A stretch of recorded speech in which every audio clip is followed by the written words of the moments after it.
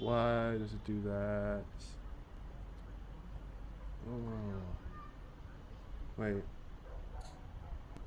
Does it do that? String.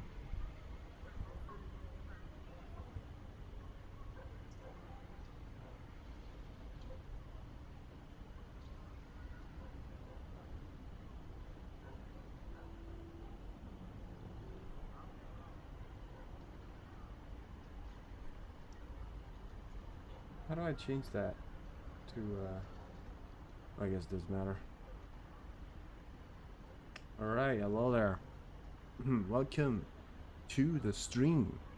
We are live. I should be able to, or am live. Sorry. Yeah. Hello there. Welcome. We're live. Are we live?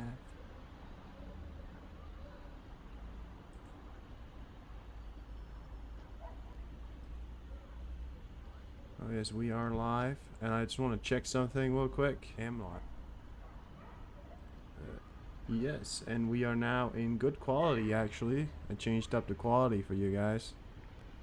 We had a little bit of a worse quality before. We had at 720p, and now I changed it to HD, so you should be able to enjoy the stream just a tiny bit more, which is obviously always a good thing. Alright, so we have news here coming in. I mean, this is it's quite exciting news. We have news here coming in of this attack on the Kerch Bridge. The weekend starts with some Kerch Bridge on fire tunes. You see, this right here, ladies and gentlemen. Oh, which this is supposed to be the Kerch Bridge on fire, multiple fires, in fact, more than just one. But the only thing. What the fuck was that? Oh, this is video. I don't know. Are we sure this is from now? I mean, I hope so. I mean, the funny thing is, because the last time they attacked it, there was not 4 fires. The last time they attacked it, it was 2, 1, I believe, maybe. But it wasn't 4 fires. This guy, oh, no fire put on the bridge. No, obviously not.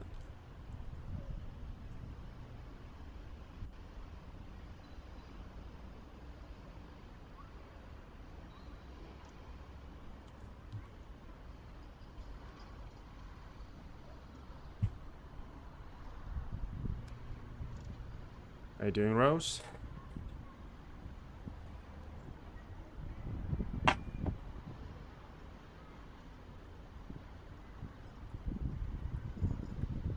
Let's check on an defender. That's an Iranian flag on the armored vehicle. Not Nigerian. Ivory Coast is committed to sending troops. Ivory Coast is committed to sending troops to Niger on behalf of ECOWAS, second biggest army in the bloc at 134,000. It's quite a lot. I mean, I haven't seen him post anything about it yet so far. I mean, I'm still a little bit confused as to if this situation is what was really happening there. I mean, they're now reporting this sort of Kerch Bridge, which connects occupied Crimea, who has been attacked again. And there are multiple videos, and this is the same video that we're seeing. Does look new.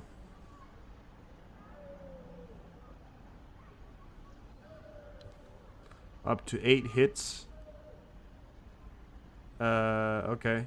Well, I mean, I'm seeing they're talking about 4, so I think it's 4. I mean, I don't really know. They're talking about there is 4 fires or attacks. Come on. Just...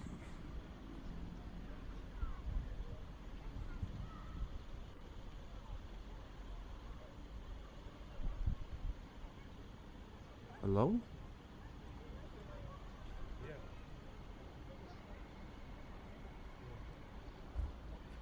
Yeah, thanks for working, Twitter. You're always so fast. This is the video right here, right? The Kerch Bridge. Think that? Now, I mean, this right here, for example, right? Apparently, it won't load the picture, but it will load a video, but it won't load a picture. Good stuff, Twitter. You're really doing it. Us a favor here. Supposedly, now you can actually see the picture here. This is him pointing out that there is 4 areas. Now, I mean, 2 rockets per area, 8 hits, sure. I mean, what I'm surprised of is the fact that if they manage to hit all 4 of them. I mean, that certainly does point towards the indications that Russia's running out of some of those anti-aircraft systems that they've been trying so hard for.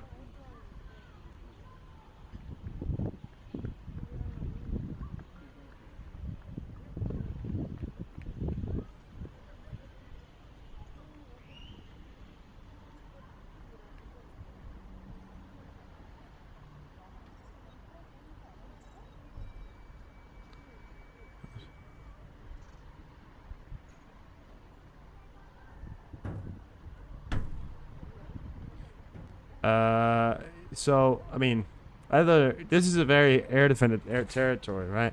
I mean,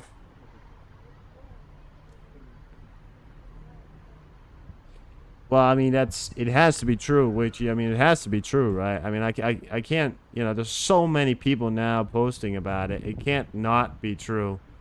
Have you seen, has Flash talked about it? I mean, I see a lot of people talking about it.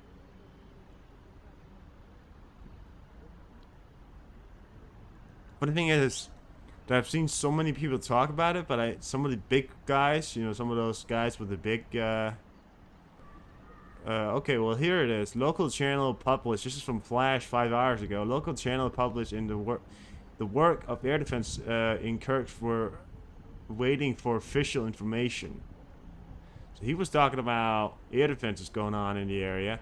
And then he was talking about, and he hasn't really set the hits of the area, but he has stated there was air defense. And if you put air defense on, you know, and these big guys are now reporting, these guys are now reporting on the fact that there was air defense in the area. These are the big guys, the guys I use for sources as well, right? I mean, that just indicates, it's the St. James, I've also seen that one before. These guys really indicate that they're, no matter what, you know, is a, it's certainly something that's happened there. I mean, this doesn't look like the old video. The old video had, you know, the old videos, I only think was like 2 hits, you know.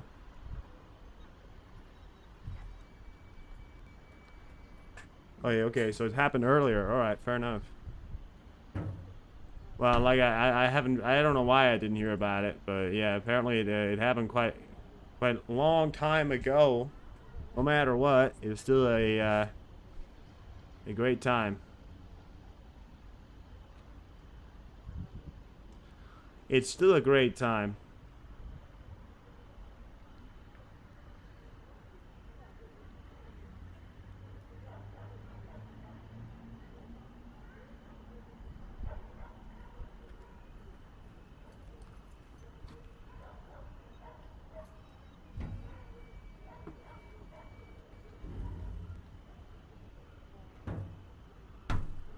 Yeah, I mean, that's... I'm just reading a bit about Niger here now. Direct consequences of ECOWAS sanctions on the populations. There's apparently been imposed sanctions. Hundreds of trucks are banned from Niger. Blocked in Manivili, the border town between Benin and Niger and Nigeria, cutting off the electricity supply to Niger. Why punish the population of Niger? Well, because when you got an asshole leader, sometimes you gotta flush out the asshole leader to get what you want. This is supposedly in the area around, it is in Africa, by the way. If any of you are wondering exactly where it is, this is Niger. The border town. But this is supposedly in Niger here, just of the border. These trucks right here are commercial goods, right? Now, some of these trucks, right, might even be carrying water supply and things like that, which is very much a thing that the population of Niger needs. Niger is, again, the 8th country in the world and does not have a big commercial area. Neither does it have a big economy. And being the 8th country in the world, you gotta imagine they don't have a lot of economy, you know? But I mean, they're now pushing on all the sanctions, which is gonna make life in Niger go from being, you know, hard to exponentially harder, right? Which is the problem for these people who depend on these as a job source. You don't deliver goods, you don't get paid. That's how it works most places, right? I mean, they're probably waiting and hoping to get in, but as things are now looking, we got operator Starsky. Karma is furious, and Kerch Bridge hit by cruise missiles. Eurosystem dam collapsed due to the rains. Tourism's Su-35 crash. More that the daily update. All right, so operator Starsky, that guy, he's a very, very trustworthy source. He's even from Ukraine himself. So yeah, it happened. The Kerch Bridge was hit, and it's a great day today. Hallelujah. Hallelujah. Now, there was another story, and this was from yesterday, supposedly. Water leak from the first circuit of reactor to the second at the setting PP Aragon. This happened due to a violation of, this is from a report from yesterday, by the way, and it happened yesterday. I just wasn't streaming yesterday. Violation of the integrate of the third steam generator located in the what the fuck? I mean, I had pneumatic shell of the unit. Therefore, Russians began to put the fourth power unit into a cold shutdown state. Therefore, no radioactive emissions into the environment. So they put it in a cold shutdown. I think it was reactor 4. It was reactor 4 that it was put in. That's the supposed water leak due to a steam build. I don't really know. Maybe a steam builder or something. But I mean, we were talking about this before when they put that into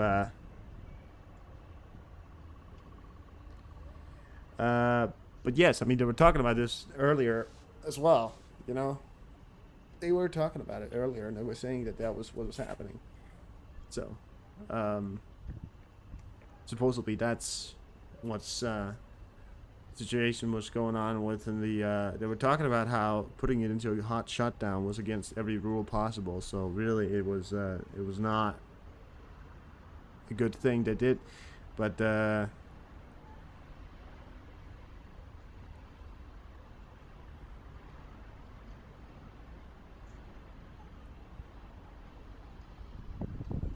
Oh, Witchy, you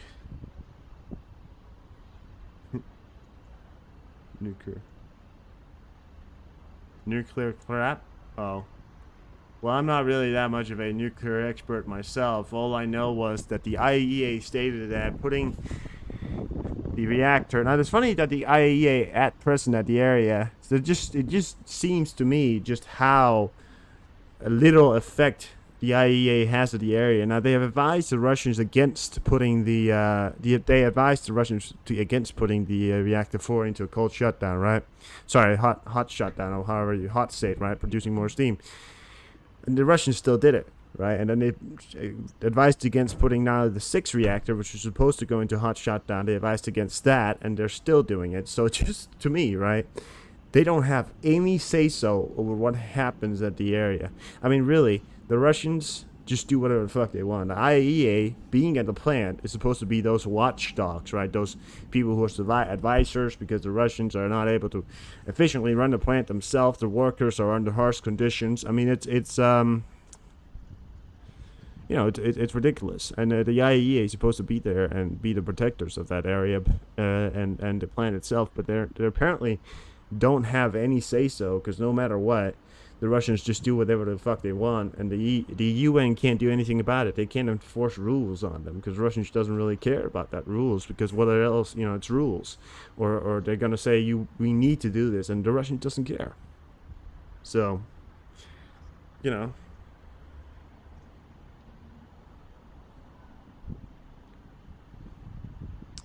Reactor 6 is being moved into hot shutdown, exactly. So, and of course there was this power outage, and I had heard something about there maybe it may have been connected again, but I'm not completely sure if that was true. The water level in the cooling pond of the state of ZMPP is stable. That's good news. Despite the Russians blowing up the Kakhovka, Kakhovka dam, the situation remains stable at the moment. So yeah, that's pretty. I mean, at the moment it seems that the cooling and everything is still stable and still working, functional. Although the power source is what is what we're worrying about now. And of course, this new hot shutdown thing, which I mean, they damaged the fourth one, and now they're trying to put the sixth one in. We already know that this hot shutdown shit doesn't work, right? And it's dangerous for the plant, so now they're doing it again, right? I mean, supposedly there wasn't a leak into the environment, although there was a leak of radiation in the area, I think was what they said. But there wasn't a leak into the water supply or something like that, you know. I mean, that's my understanding of what happened there. But it's still, you know, the sabotage from the Russians supposedly having done this, it's still a very serious situation that we are still not doing anything about. I mean, we're still not doing shit about it, right? And it's they're now messing with a nuclear power plant, and we're still just standing by saying that you can't do that, you know, which is not the most effective effort ever, right? Polish minister said reinforcements at the border with Belarus is due to hostile rhetoric and actions. Yes, exactly. The Wagner, of course, still being in the area. Now, I did read a tweet earlier stating that the Wagners were actually growing in Belarus. Now, comparing that to... so was the entire plant contaminated? Alright, well, there was maybe the indications that there was leakage into the cooling supply. Radiational leakage. Alright. Well, I don't really know. I mean, it's still like a hard situation. My understanding was that there wasn't any leakage outside of the plant, which is the best thing. Although, if you have a plant that's contaminated, you know, it doesn't take long before something bad can happen, because conditions of working inside that can become very hard, you know. This is the radioactive map. People have used this before, you know, and this was saved. This is a Echo map. At the moment, there's not any difference in. This was updated. Was this updated? August 12th. It was updated just about 3 minutes ago. So this one was updated. What was that? August 11. 16:30, so there's not going to be an update before tomorrow. Well, really? Why hasn't there been an update today? That's weird. Although, I will say it's weird, the Russians have turned off all security monitoring. Although these levels right here, as you can see, the you know, 110, 180, you know.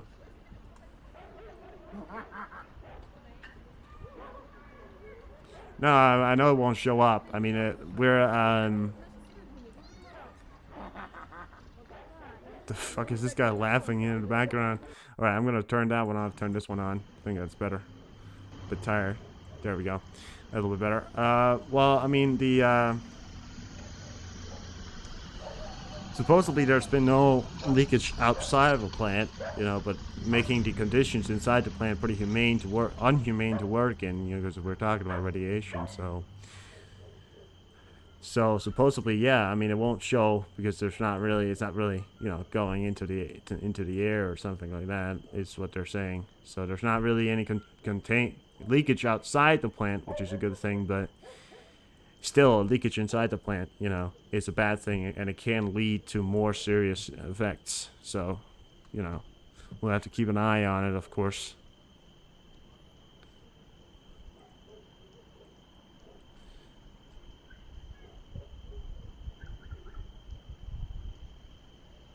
There was some people saying that the Belarusians were supposed to be leaving you know, sorry, not the Belarusian, the Wagner was supposed to leave Belarus, but that doesn't really make sense to me because they were not building up so much and now they're supposed to leave it. No, that doesn't really, to me, that doesn't pan out, and it shouldn't pan out because why would they then decide to leave? They're not going to leave. What I understand now is that they're, you know, building up even more forces than they had before, putting up their forces at the areas, putting up their forces, doing exercises on the border, getting the Belarusian military ready. And there was supposedly, I mean, this can't be confirmed, I don't know exactly, because also accidents does happen, right? A refinery, oil refinery in Belarus was set on fire here some time ago. I think it was 2 days ago or something like that. Some people were stating that this may have been, and this was, I think someone said this had been Ukrainian intelligence stated that it may have been a false flag attempt. To try and state that, or stating that the Russians were preparing an attack at the refinery, or either getting ready for one, or already did one, or tried one, or something like that. So, I mean, this is also comes after, you know, Wagner or Russian forces in the area firing a cruise missile, or I think it was a cruise missile, so I'm not really sure. I think maybe it would have been a caliber or something. Some kind of missile from the Belarusian territory and into Ukraine. Also, that created quite a lot of rhetoric, and I think the Russians were trying to blame that on the Belarusians. Well, not blame it on the Belarusians, but maybe try and make Ukraine think it was going to be the Belarusians. But the problem is that Russia already has forces in the area. You know, I'm not completely sure if they have any missile brigades or people who do that sort of thing in the area anymore. Although there has been said that there are still systems in the area, you know, in Belarus. So, you know, but you know, obviously, started the war and earlier back, we did see areas like that get getting used. You know, Belarus was used to hit Kiev, and that will also happen there.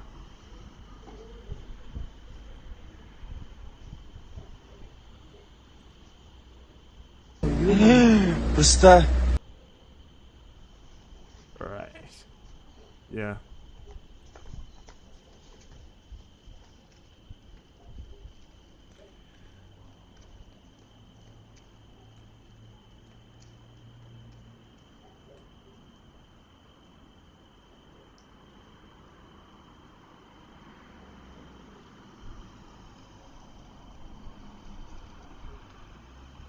In Niger, thousands protest in front of the French military base to demand the exit of French troops. Oh, that. I don't know if this is even, I don't know. I don't know if this is okay. Now, what I do see interesting parts about when I look into Niger and all this. We look into the crowd, right? And you look around, you see all these flags. Now, multiple Russian flags has actually been spotted, you know, in the area, or people waving Russian flags. You know, this is supposedly in front of the the French military base. Supposedly, look at that. I think that's a Russian flag right there, isn't it? Yeah, that was a Russian flag as well. You know, so you get that right there. Looks like, was that a French flag?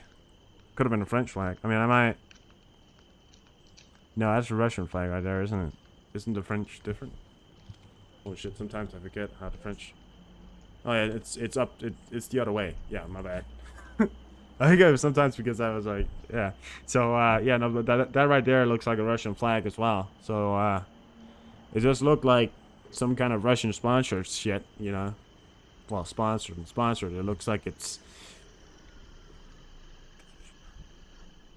It looks like it's Russian demanded, right? ECOWAS Parliament splits over whether military interventions in Niger is necessary. Well, it certainly does seem a bit intense to just go for military interventions, you know, to start with.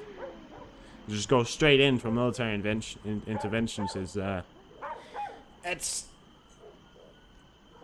but they have been tried a lot of different diplomatic efforts, and their ultimatum has been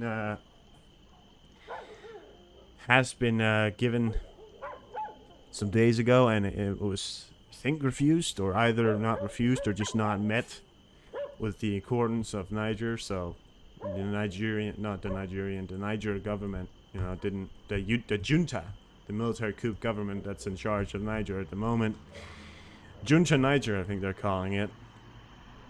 Yeah, so a lot of stuff happening. It's I always find it funny that people like when it comes to the Western countries, that we always have to justify military buildup when we have other military buildup other places. So we always have to justify our military buildups. It's because we live in a democracy. We always have to justify things. But I think when you look at the aspect of why we're building up forces, then yeah, I think it's okay to build up forces in that area. I think building up forces in that area is that's okay. I think we can do that.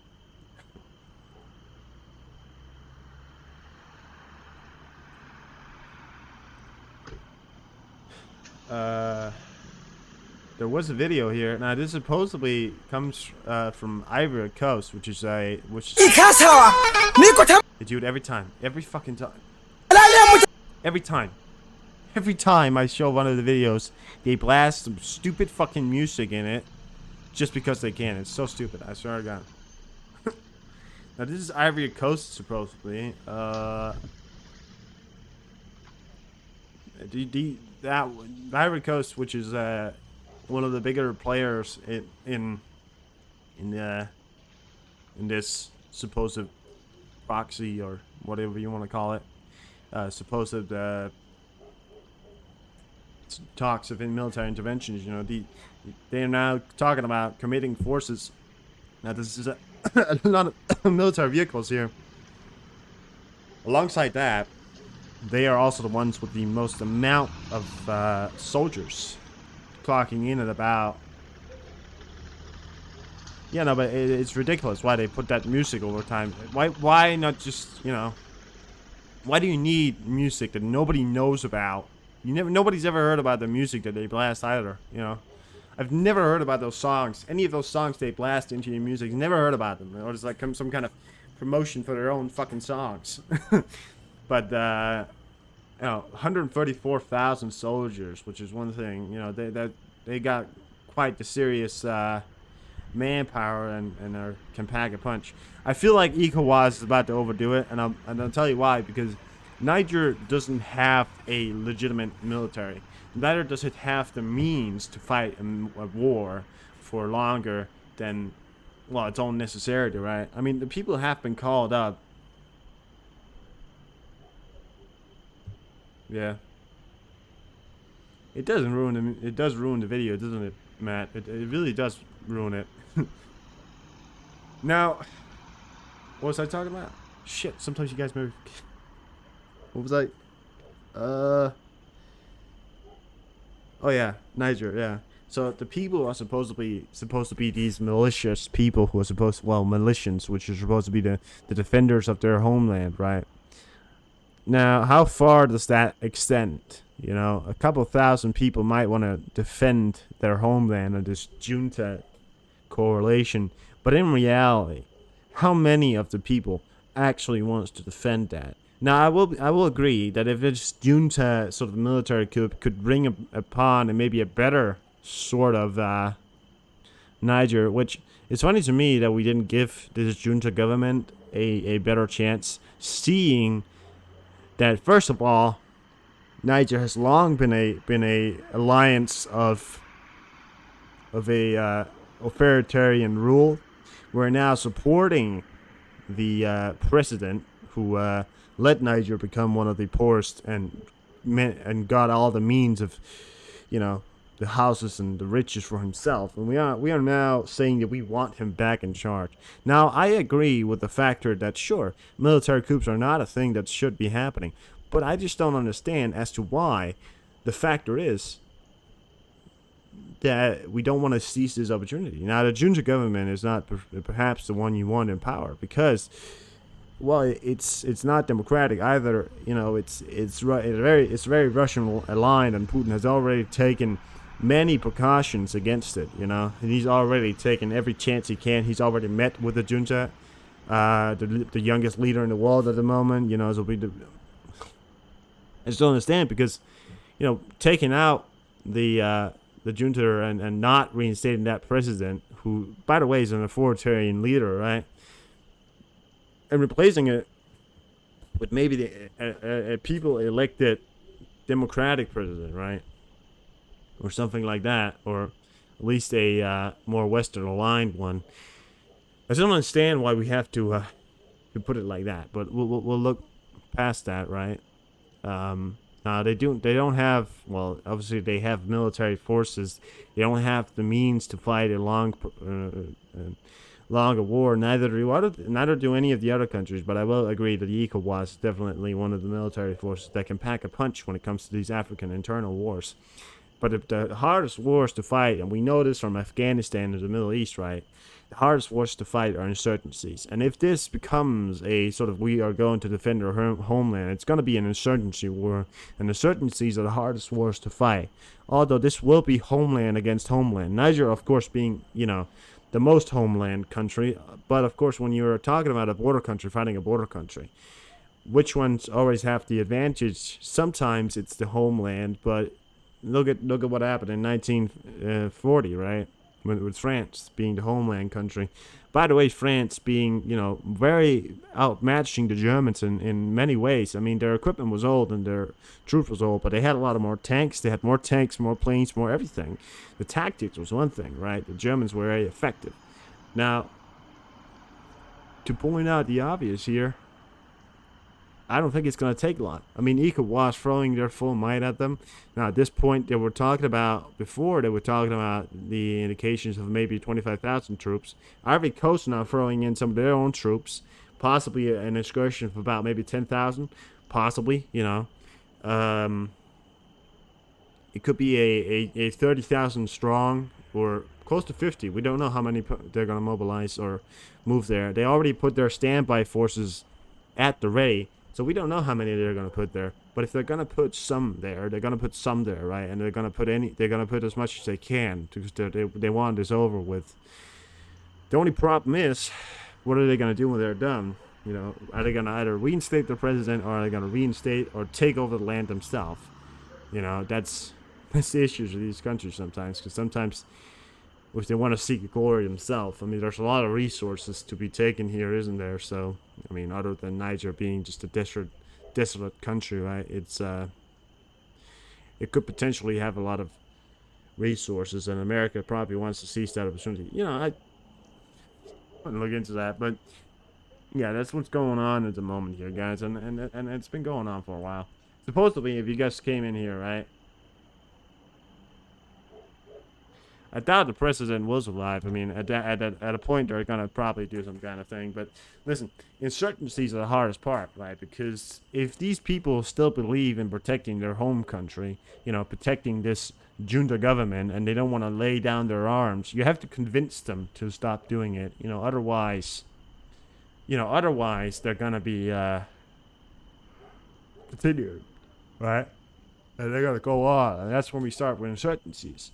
Because even though there was areas in Afghanistan that was very much controlled by the U.S., it never felt like they actually controlled it. Because every time the U.S. had an area that was controlled, there would always be somebody who was now part of the uprising, or who was now part of the insurgencies, and now he had a bomb, and he had another thing, and he had, you know, so controlling these sort of countries are going to be the hardest part.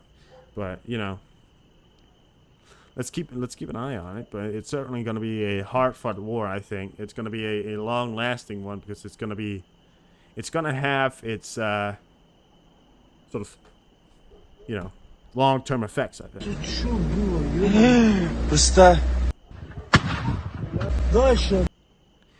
A hit on an enemy military base in the temporarily occupied Radansk Kherson region. Video from social networks. Video here from Flash. Does it say C on that truck? Is that a C or a V? It looks like a V. Well, sir, was it a C or a V? Well, sorry, was it a set or a V? Anything in between that will be fine. Look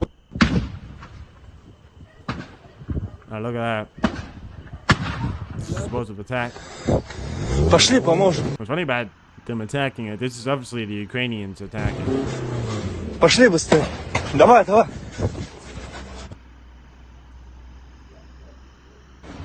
Bringing along heavy arms. Are they moving in? The weird thing is that I'm hearing gunfire, what appears to be gunfire. Either it's attacking or it's... I mean, either it's attacking or it's doing something else. You know, or they're attacking or they're throwing many amounts of mortars and shells at it. No. Sounds like gunshot. Kerch Bridge is under unknown missiles and drone attack. 8 arrivals are visible. Let it burn. Let it burn. Exactly. Oh, so you're right. Okay, look at that.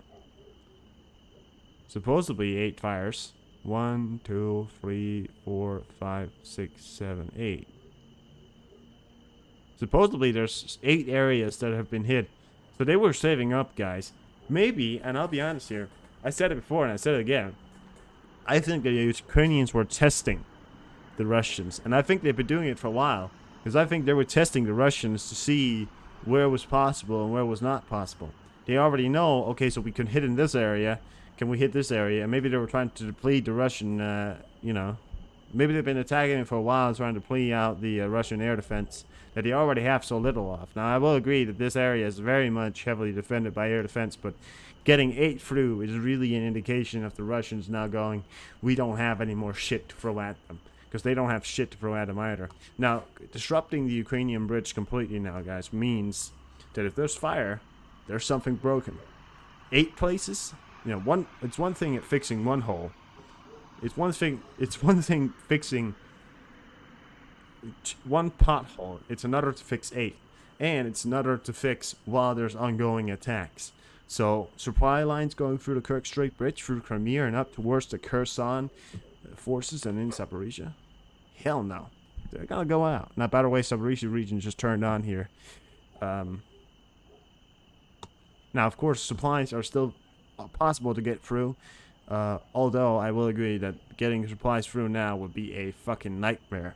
Because we can't get them through Crimea. And listen, if the Ukrainians to figure out how to attack the Kerch Strait Bridge is not going to be a very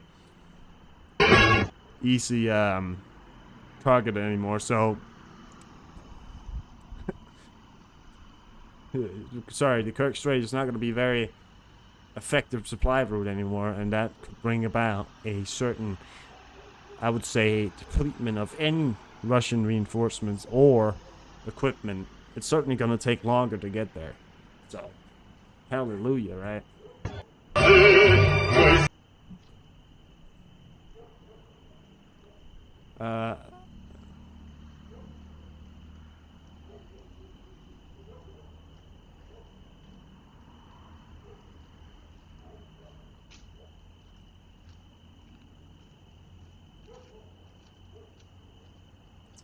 A lost Wagner went onto the road and started shouting at cars in the Moscow region. What? Oh, this guy. Is he aiming a gun at them? What the fuck is he doing? Look at this. This is supposedly some time ago. Is that a military guy? Either it's a Wagner or it's simply just a crazy guy. Because whatever the fuck he is, he looks like he has a gun on him. Can't even know. I don't even know if it's in Russia. It seems like a Russian thing, right? But not yet confirmed.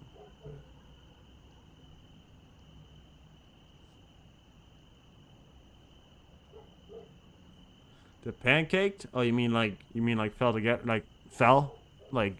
get got destroyed? I think he lost his mind. I don't. He just came home from leave from the Russian war, and he probably some kind of PTSD, right? Maybe he just came home for the Russian war, sent on leave. did you guys know? I mean, it's funny also because looking at it back in time, in time, right? Uh, the looking back in time and looking back to the Battle of Stalingrad, um, compared to Bakhmut. Now, compared to Bakhmut, the Russian lifespan, the average Russian lifespan of Bakhmut, I think was they were talking about a day. Like doing the intense fighting, doing the most intense fighting of the days, you know, in Bakhmut. The supposed, the supposed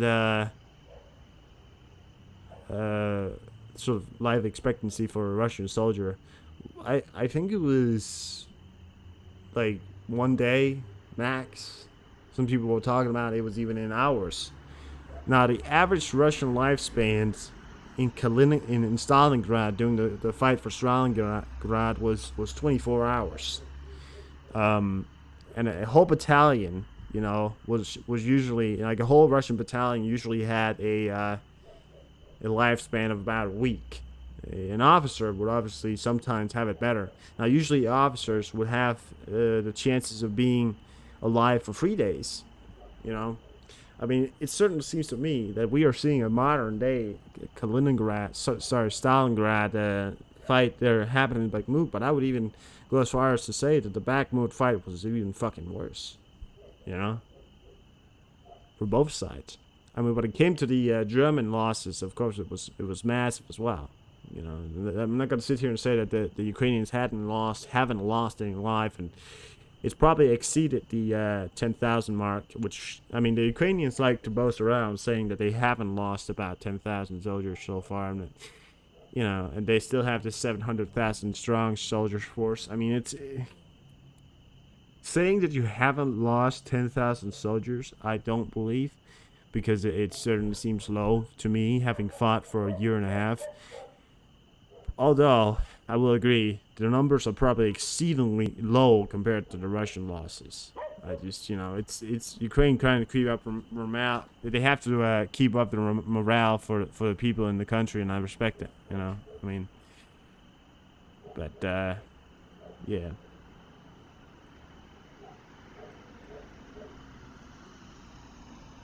You know, I mean, it's just the fact is that they didn't, you know, the whole lying about how many losses that you've lost is not going to benefit you the most. Because it's not, you know.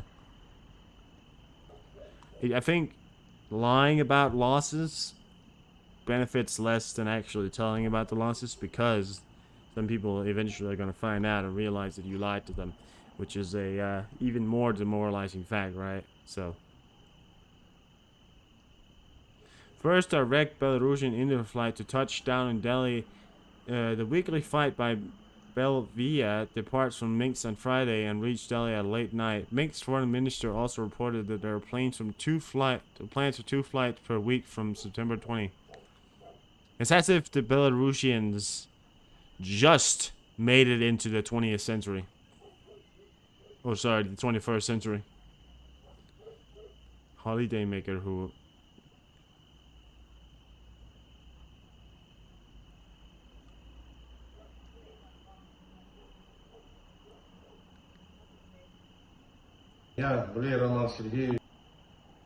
to film a public... What? A Russian holidaymaker who occasionally posted footage of social media of an air defense missile being fired over the Kerch Bridge appears to have been dragged off the beach in his shorts to make a public apology for his actions.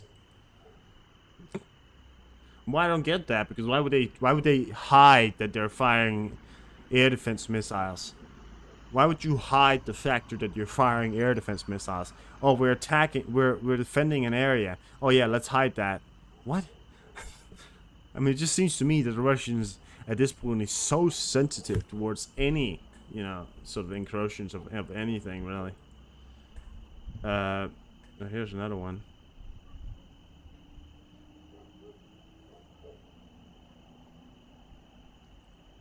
More and more people congratulating the air defense. I mean, sorry, the hits on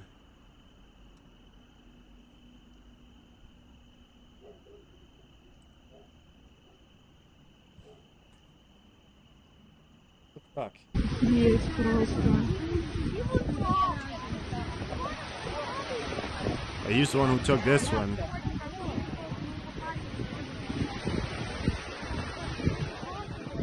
Есть просто. Oh, he's taking videos. Oh, well, I see. So you're talking about the factor if you know geolocating air defenses. I see. Right. So you know the first one right here, which you can actually see the air defense in the picture. Multiple. It looks what looks like a system over here to detect, and looks like one of those those things that spin around on top of it. So I see. So they're now making him apologize for exposing, you know, air defense spots. Yeah. Okay. Fair enough. Oh, the Ukrainians. Oh, I see. That's probably why they were successful. All right. Well, that's so. Well, that makes sense, right? So that's all right.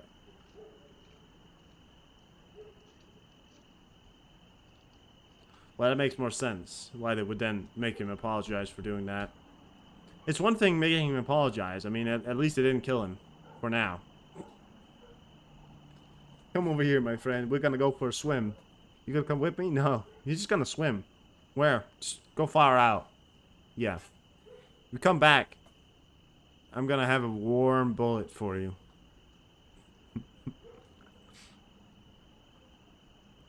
It's not really a terrible thing to say. I mean, that's a really terrible thing to think. I don't know why I laughed at that. It was a little bit terrible. Now, I'm going to leave you guys up with this. I have to eat some food because I am hungry. So I'm going to eat some food. And then hopefully, well, not hopefully, then I will be back afterwards. So, yeah, we can leave this up for you guys. And then I'll be back just in a time after I have eaten some dinner.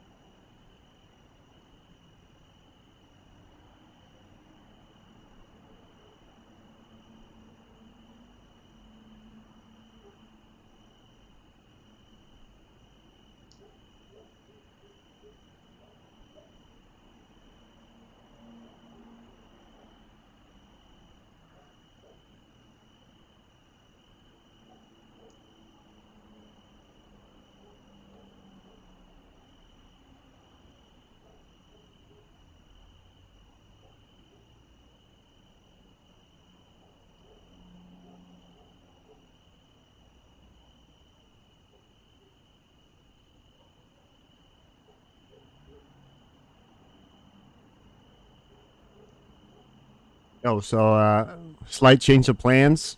I'm gonna be back in like 30 minutes. Usually I don't start streaming before like an hour, so you know we got the whole night, guys. So don't worry, we're gonna get to the streams. So I'll be back in like 30 minutes, and then we'll get to the real news. I mean, you know, so usually I don't start before an hour from now. So we're good. We're gonna get the views. Don't worry. You guys gonna get a show. I mean, if you guys wanna, you know, yeah, I'll be back in like 30 minutes.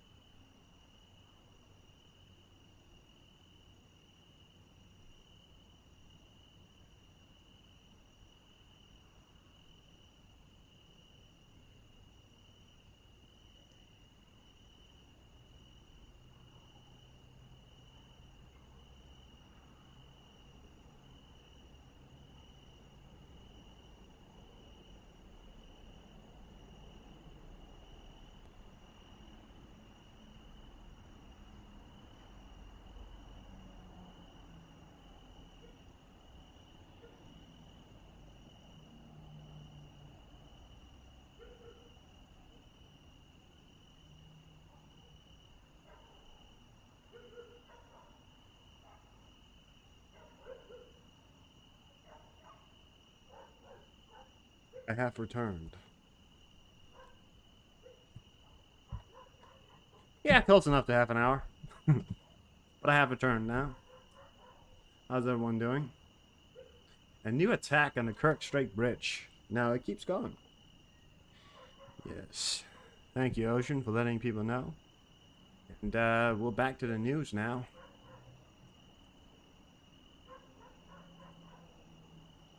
How are people doing? Y'all good? I'm practicing my American.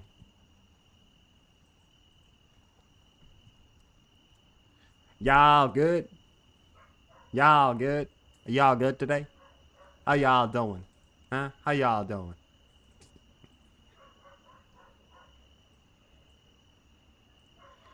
Had to go for a run. Yeah, I know it was a bit bad timing, but I was planning on having gone live first now, so, you know. I think everything's gonna work out itself in the end.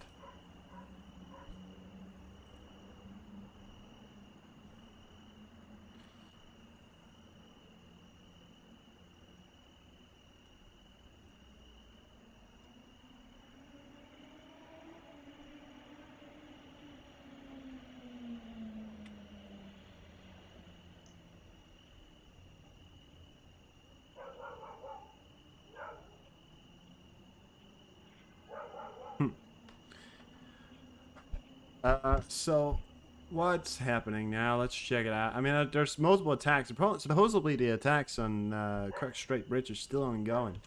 But I will be heading on to Flight Trader now and 88B and get you guys the latest of what's going on there. Because I am totally on board with that. Now there are... Hello there.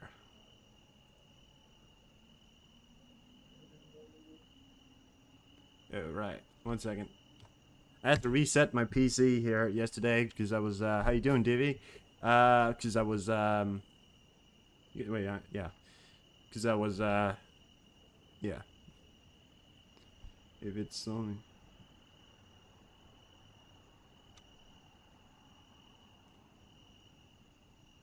Blue Angels? Yeah, sure, I'll think about that. 1 second.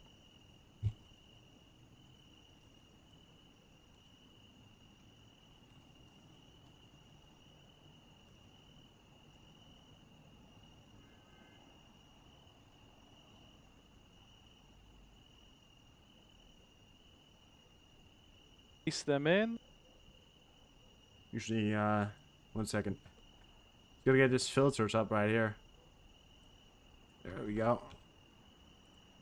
Alright, 1 second.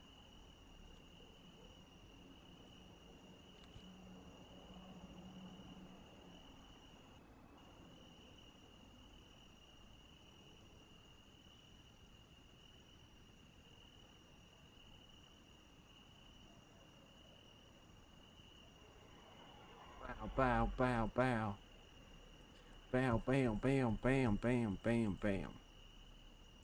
There are so many fucking aircrafts.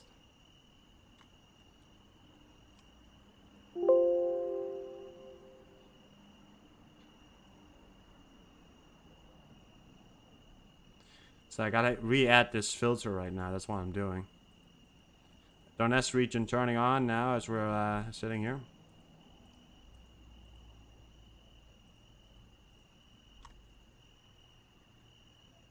There we go. And continue. Save. There we go. Alright. Now relocked. Oh.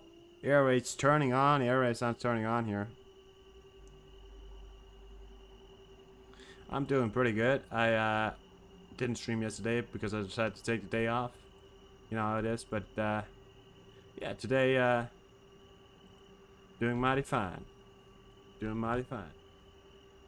Bit of a slow day. Other than the fact that the Kerch Bridge is apparently blown up. You know. It's an amazing day today. I mean, I feel like anything that bad that happened today, you know, for anybody really, realizing to the factor that now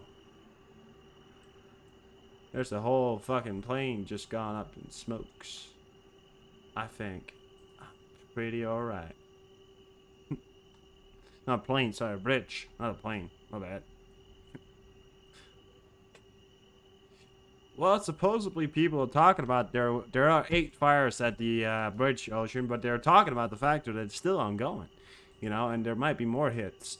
Somebody just posted a tweet here saying that there may have been more than one hit just recently now. So supposedly 9 hits at the Kerch Bridge, and they're possibly leveling that bridge to the fucking ground.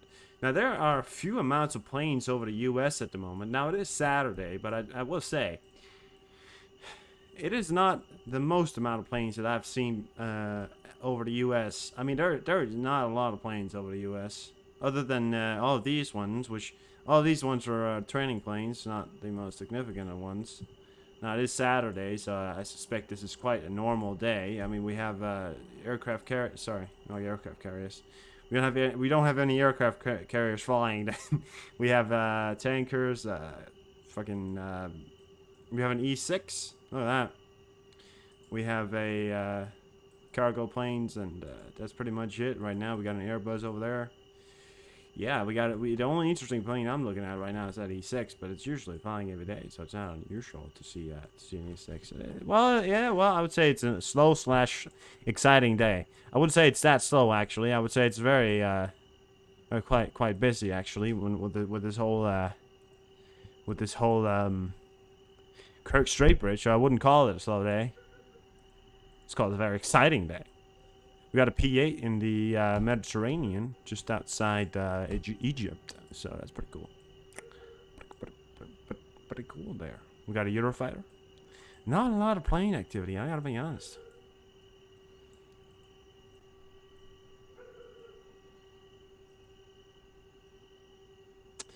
You know, a lot of them could be off radar, of course. What's that? We got Uzbekistan, a plane that took off from China in a Boeing 747. Uzbekistan. What the fuck is that? Well, it's somewhere. Oh, that's right. Yeah, there it is. I want to say that I'm pretty good at my geography, but I'm well, not always, right? Let's get you a deep state. Oh, you meant like for? Oh, I was like, you think it's a slow day? I was like, is it? I don't think so. But yeah, for planes over the U.S., yeah, it's quite a slow day. Yeah, I would very much agree on that. Thank you. Oh, that's like that. That's what you meant. Fair enough. Let's see if there's any inclines in activity in the battlefront here. Supposedly there actually have been some. No, it doesn't appear to be that much going on. I mean, we've got air sirens going on in the background here, possibly in Donetsk or Zaporizhzhia. There has been supposedly some attacks. Supposedly what I think right now, and this is the area that I've been taking a look at for a while now, area around. Yeah, no idea what that is. 1 second.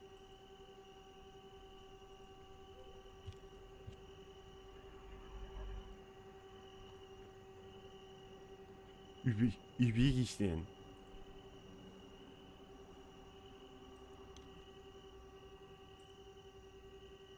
Oh, that's that. Oh, that just says. Okay, that just says occupied. Can I not see the name of it? I can't really spell that because I don't have that. So, whatever that is, I mean, I can probably look up at a map, but it doesn't really matter. This area around here in Donetsk, in the Donetsk region, Zaporizhzhia, Donetsk region, it's definitely where it's most contested because this appears to be where they have done most attacking. So they must, and we said this before, and it's not been said publicly as well. They are trying to completely mess up this region right here, and they're trying to push through. You know, get down towards what's that? Melitopol or what's that? The area, you know, you guys know the area that was, you know, contested for a while, where they were in that factory where they were holding up Melitopol, Sanipopol, something. Trying to push through here, possibly linking up down here I mean, making an amphibious assault here would be a dangerous task. I mean, maybe one here could be something, right? Or at least an amphibious attack over the river right here is going to be the most extreme one. And now all this area right here is actually pretty much uncontested. There's no side completely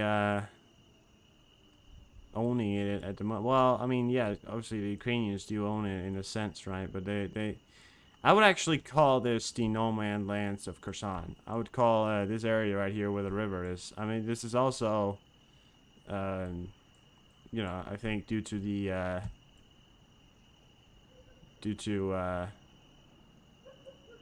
there's these rivers right here, which was previously supplied by the Dnieper River, is obviously quite low at this point, so there's not the same amount of water mass, so making an amphibious assault or over the river is probably going to be a bit easier, but it's still a hard task to do. I mean, the ground is not stable enough. I don't think so, so heavy equipment and stuff like that. Although, you know, all of this right here is going to be a hard task, but we're probably going to see an attack that's not too risky. I mean, just require a lot of effort to do these sort of attacks over rivers. Probably why we're seeing this frontal attack here. Now, they do have to be careful not going too far in and getting flanked. Leaving this sort of line up here where you would have to protect every corner, really just stretch out the forces. The more you push, the more you would have to stretch out the forces, the more you would have you know, on both sides. That's why an all frontal attack, if you're trying to attack one area, it probably would be good to attack in one area, to try to, like, maybe if they were trying to attack in this area or this area, to try to meet up, take up a chunk of it, like a blitzkrieg attack, you know, or something like that. A diplomatic team from ECOWAS arrived in Niger capital of Niamey earlier today in order to restart negotiations between the organization and the military junta, in hopes that they can convince to stand down on military interventions by ECOWAS can be avoided. So that's well, it's good news, actually. I would say that they're trying to make a valid effort towards maybe getting this sort of giving these juntas a chance, or even giving a reason or of chance of not going to war, which I think is good. I mean, we don't need this war right now. It's costly, and it's it sort of seems to me that when we were back in the Soviet Union era, the Cold War, you know, the U.S. would obviously sponsor proxy wars, and they were proxy wars. Now, this is not a proxy war, right? But usually there would be one side that was democratic and one side that was communist or authoritarian. It wouldn't really necessarily have to be communist. The other side wouldn't have to be democratic. Obviously, the U.S. would want them to be, and if they were to receive aid, most times they would declare themselves democratic. The U.S. always helps out when they were democratic, but in all cases they already didn't work out, because then they said, "Oh, we're democratic," but in reality, you know, they were just saying it to get U.S. aid. You know, some sides had Soviet aid and some side had U.S. aid, and that was proxy war, you know. And it sort of seems to me that this is the exact same thing here. You know, Niger now turning towards this sort of military and authoritarian sort of rule. I mean, a military leader is obviously most times an authoritarian one.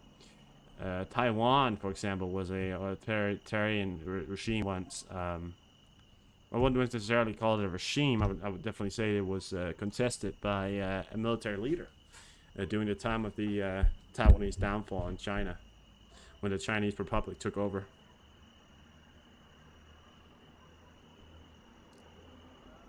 Well, so that's really, I think that's what we're looking at here. Guys, if there's any questions you guys have, please don't feel afraid to answer. I will try and answer the best I can. I'm trying to make this understanding, and I mean, that's what I've been looking at here. Haven't really been able to do too much else other than that.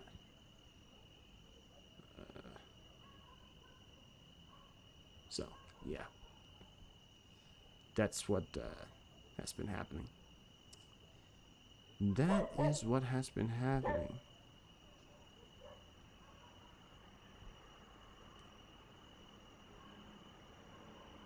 You guys want it, and I'm here, so.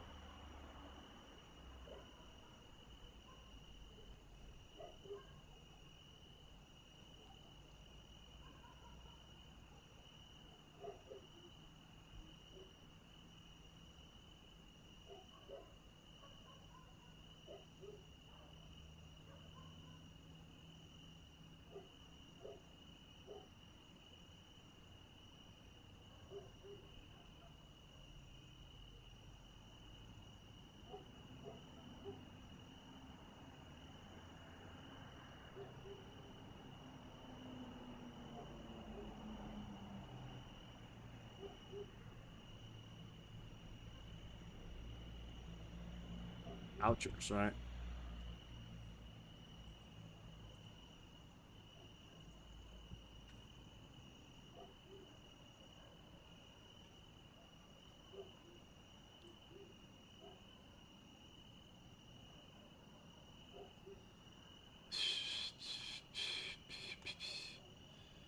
This is supposedly, now this is the supposed water levels, and I can't claim this right, but supposedly this is how the water levels at the 7pp at the moment looks like. This is the pond, supposedly. I think this is the one supplying the cooling pond with water after this one is no longer doing that. This one is at 60 meters, depth point 12.7, I think, and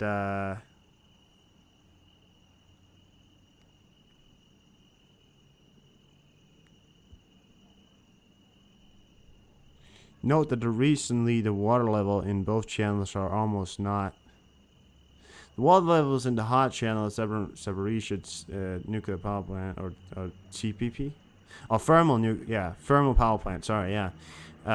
Pond is fed by, if necessary, is 17.24, like that one, right?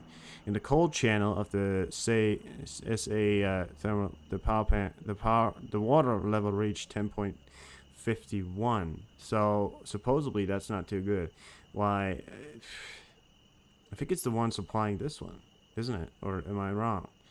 I could be wrong. I mean, I'm not completely sure about that. I know there's a thermal power plant supplying these ones here with water, right? And the cooling pond, which was one we were worried about and start with, have reached or are still at a level that is acceptable. Now there were talks about it, you know, a while back being at a level that was way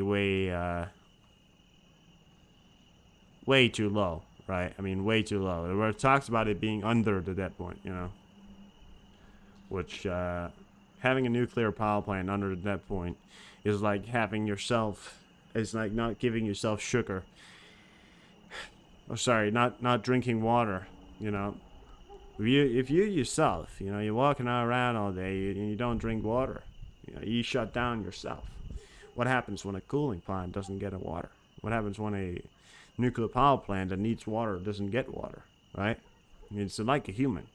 Humans are like nuclear power plants in a way, right? I mean, we need water to, well, in many ways, cool ourselves, right? Because sweat is the body's cooling your body, you know, and the sweat uses the already existing water in your body, and if that water doesn't get resupplied, you know, you're just sweating pretty much out nothing, right? I mean, in a sense, it doesn't really make sense. What I'm trying to say is, you know, you're producing sweat, that's water from your body, but without replacing it, there will be no reducing, right? Actually, I'm completely sure. If you drink no water, you're obviously gonna pass out eventually, right? Fucking hell, that was a bad analogy because I wasn't completely sure about the human anatomy. Sweat, if you don't drink water, you don't sweat, right? No, you do sweat. I just think eventually you just pass out because of the levels of water in your body just not being able to balance out, right? Or your brain and everything needing it. I don't know, something like that. It's in the ballpark. I think I'm in the ballpark of what I'm trying to say here. Probably should have used another explanation. I'm not too versed on the human anatomy, although I'm not a doctor, so I wouldn't let me give you medical advice. In fact, I don't think any civilian who's not a doctor or have any medical professionality, actually scrap that. Any other than a doctor, you should not take professional advice from.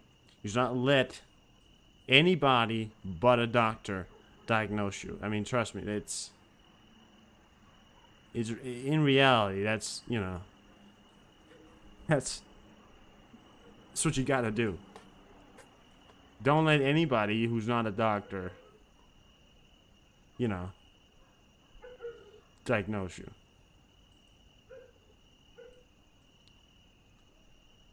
Even paramedics. I mean, paramedics can obviously do, probably on do on-scene sort of diagnosis. If you're having a heart attack, you don't really need the diagnosis for it. I mean, if you're having an anaphylactic shock, electric shock, you know, obviously the paramedics would be able to help out there.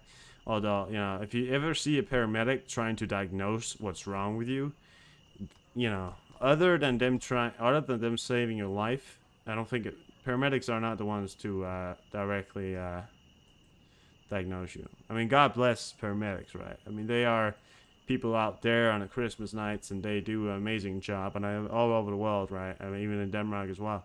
Sorry, especially in Denmark as well, we do an amazing job, and I would never disrespect any of them. I'm just saying, I've seen a lot of like films and you know, series where the paramedics will try and diagnose patients or, you know, people without the doctor there, and just trying to say this is what's wrong with you and we'll give you this shot. You know, stabilize, bring to the hospital, let the professionals. And I don't have to explain that to a proper paramedic, but you know, in films, I just feel like it's a false sense of like look at it, because it sort of gives you the wrong idea maybe behind what a paramedic does. Paramedic saves your life. I mean, a doctor fix you up. A doctor can fix you up and save your life. But in emergency situations, a paramedic saves your life on the scene. That's why they're amazing people, you know. Amazing, amazing people. Perfect people, I would say. There's people say there's no such thing as a perfect person. I would beg to differ. I say paramedics are. There's obviously variants of paramedics, some less good than others, but no matter what, I always would have a huge amount of respect for paramedics, as they are out there doing us all a favor on Christmas night, New Year's night, right? Especially, you know, that New Year's Eve, New Year's night, Jesus Christ, you know, they're working overtime. They do it every year. Overtime. They know something stupid is going to happen. People get drunk, and they start, you know, using or doing dumb stuff. It happens every time. Like, literally, it doesn't happen not once. Does somebody not get hurt doing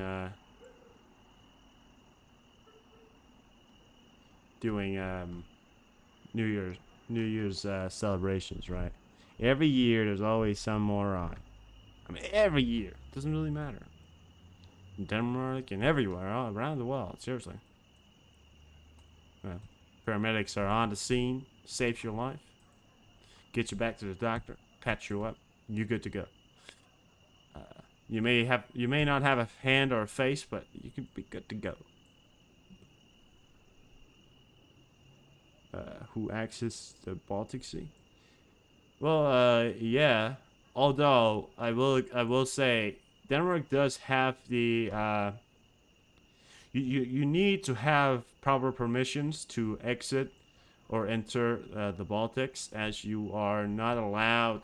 And back in the olden days, and I'll bring you back a bit in history here, the kings, one of the kings, and usually the kings or the queens would, well, usually the kings, right, would taxi people going through the Strait of Denmark. And now there was some stories about that being sort of used as a personal taxation of the king. People passing through Denmark, obviously Denmark back then being quite a bigger naval power and a bigger army as well, you know, could put on a more potential threat, right?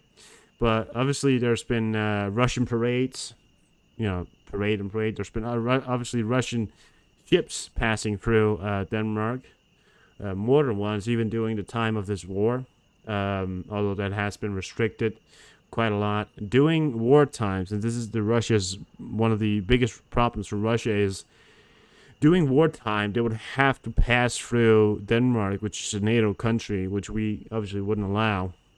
But I will say, the amount of things that we can do is obviously limited. But I believe that there are systems in place where you cannot go through the Baltics without proper permissions. I mean, anybody, you know, in the military ships or anything like that, you know, Finland, Estonia, Latvia, Lithuania, Poland, parts of German Navy. Well, I don't even know if they have a German Navy over there. I think it's on the other side. Poland obviously also has some of their ships going through there if they ever going to do some kind of exercises, Russian submarines. But yeah, I would say that Denmark definitely does have control over who goes out and who goes not.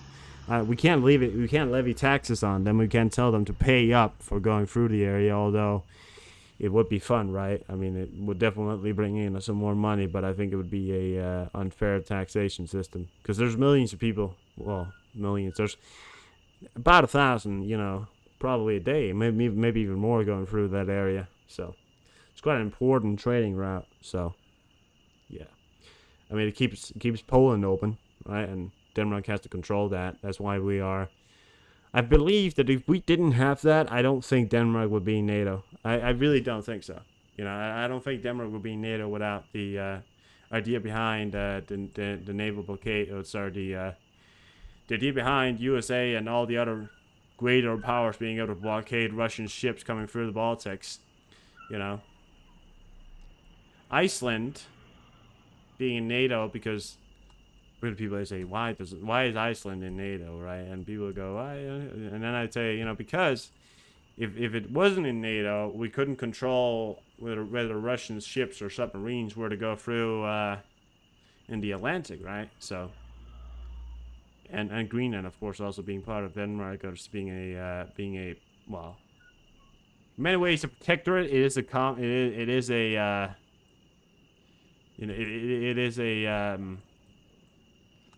region of its own, of course, but yeah, it's a very interesting thing,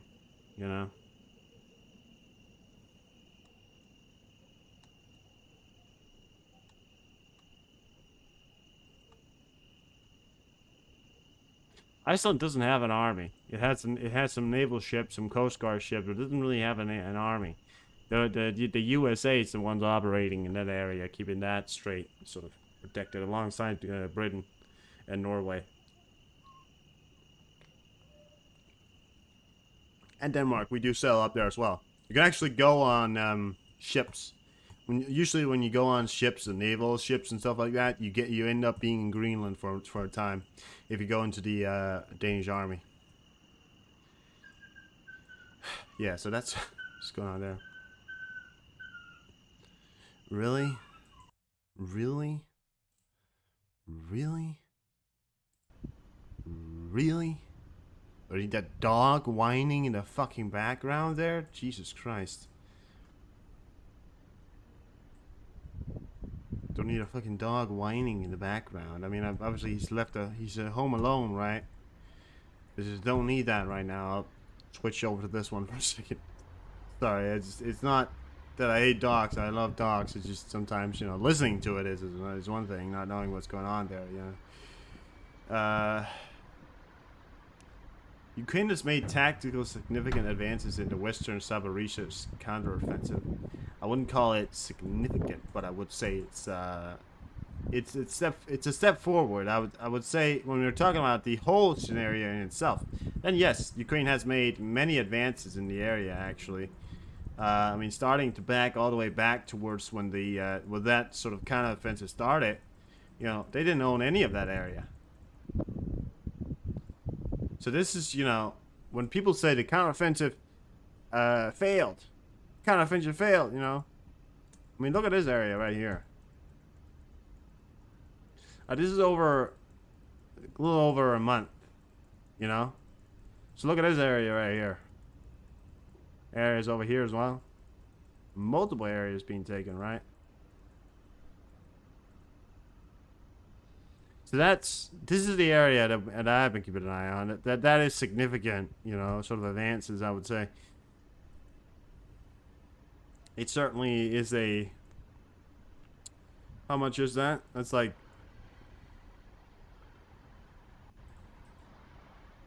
It's a 6 kilometer, or about 6 kilometer advances, or 7 kilometers.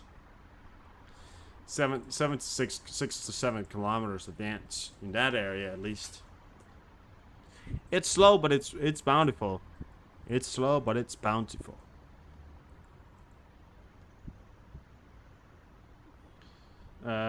Poland strengthens its border with security, deploying 2,000 more soldiers. That's yeah. Oh wait, that's me reading back old tweets. Jesus Christ, I'm reading old tweet there for a second.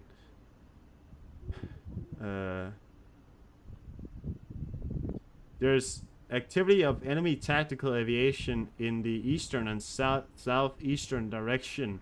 There's a threat of use of aviation weapon. This is reported in the Air Force of Ukraine, the Armed Forces of Ukraine, or Air Force of Ukraine.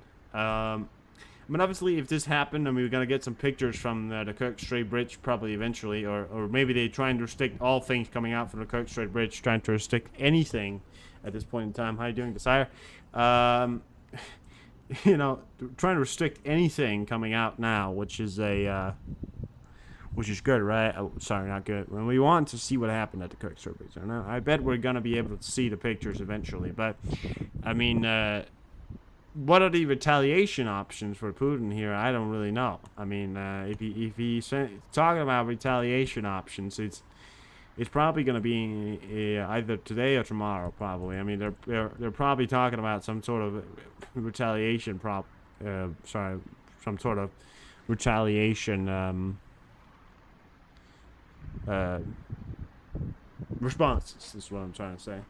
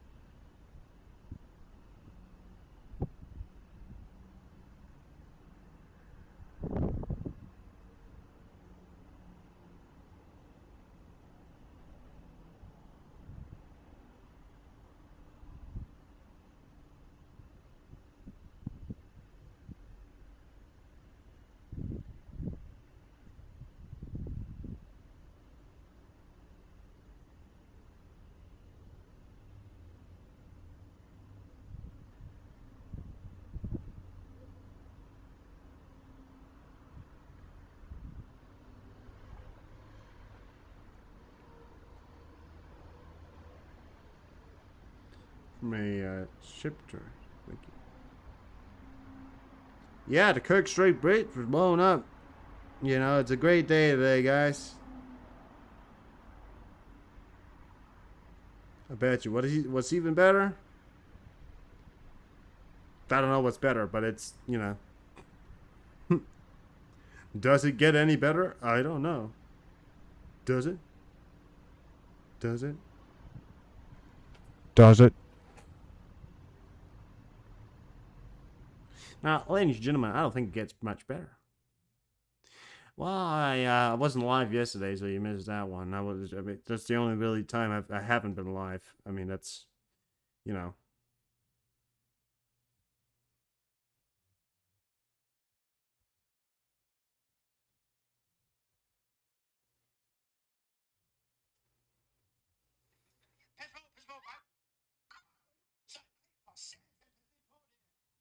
Jesus Christ. Holy shit, this one just went out. It's going to be back just in a second.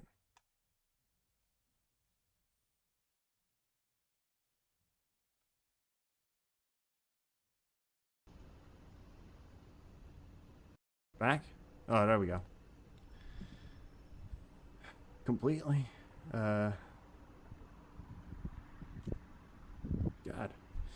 You went to Netherlands? What? You smoke a lot of green stuff?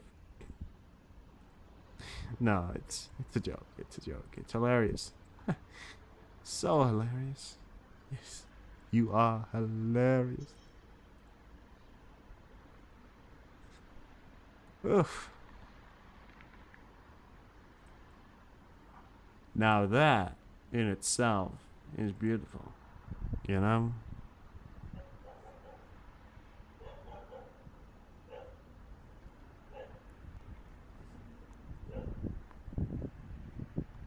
The bridge is closed, by the way, guys.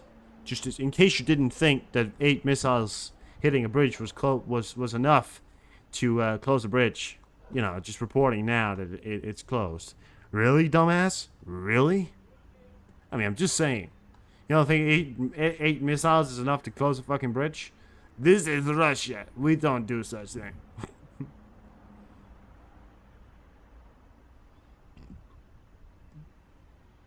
You guys want to see the Air Force in Crimea? It's actually, you know, this is the Russian Air Force, and I will say, you know, one of the best in the world, at least in Crimea, is one of the, you know, in Crimea alone is one of the best ones that they're at the moment is, right? I mean, that's, you know, one of the best ones that there is at the moment. Holy shit! What the fuck? No, I lost it. No. Wait, I'll find it.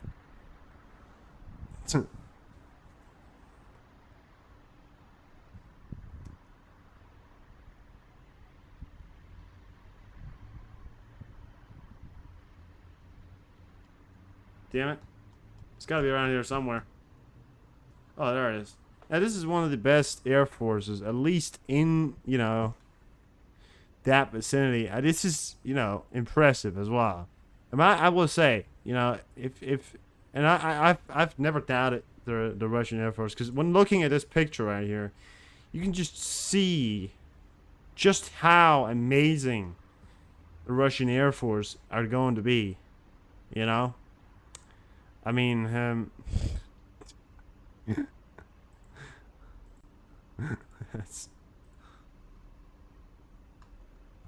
looks like the new stealth. Yeah, exactly. You know, it doesn't make any sound as well. It's some completely stealth missiles. As is always screening on the other side. Wow. Where are you coming from? I think Ocean is in California, I believe. Or in the area, at least. Now, if anybody who hasn't seen the current videos, or what's going on in Crimea Bridge, Kerch Bridge, this is how the Kerch Bridge. Now, can you look at this and you notice anything out of order? Yes. That part right there. Now, there was reports about the bridge itself being pancaked. Now, I think this is part of the design, by the way. I just want to point out, this is not me joking right now. I believe this is part of the design. But I will say, that one's up there and that one's down there. Now, there were talks about some of the bridge collapsing, although I do think that one's part of the design, so I don't think this is directly collapsed.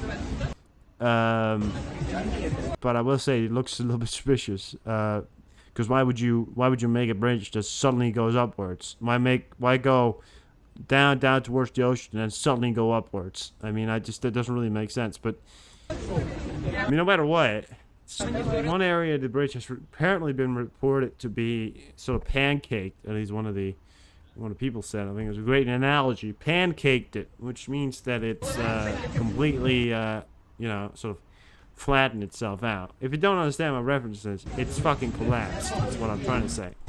So, I mean, this is probably not it, but some area of the bridge supposedly has collapsed, and, yeah.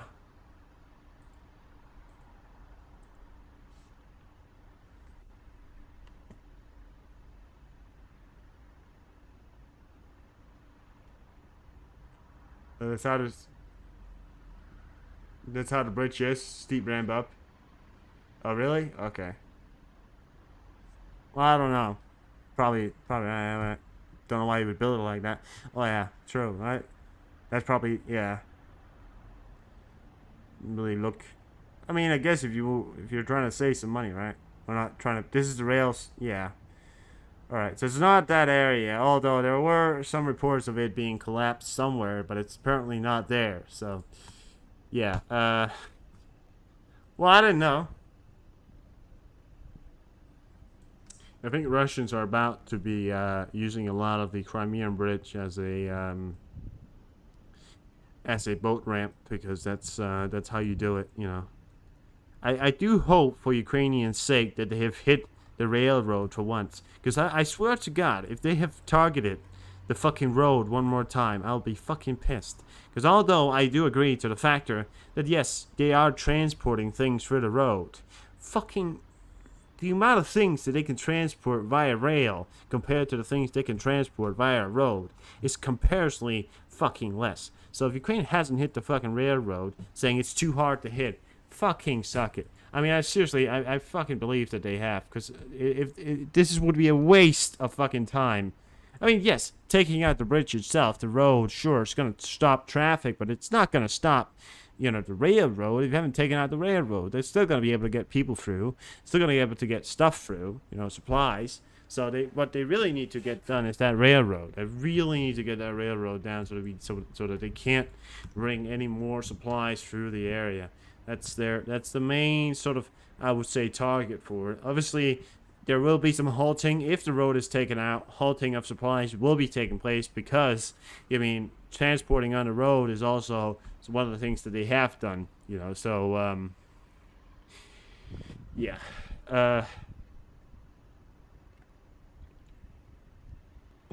I just hope so. I hope so.